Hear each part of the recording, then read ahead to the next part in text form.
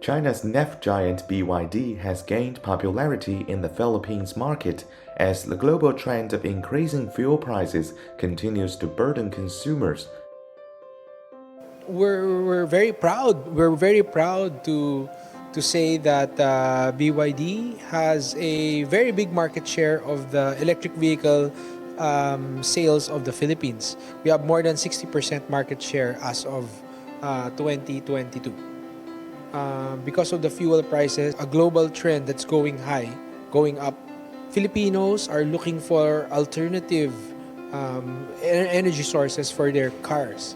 The demand will jump very big, very huge. We're ready to improve and widen our dealer network. Due to very, very high price of oils, I consider use electric. And especially it's mostly environment friendly.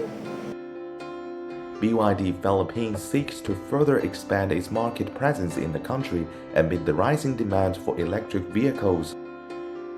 Starting this year, we are planning to exponentially increase the facilities, the showrooms of BYD in the Philippines, which will, because we are expecting higher sales for EVs this year.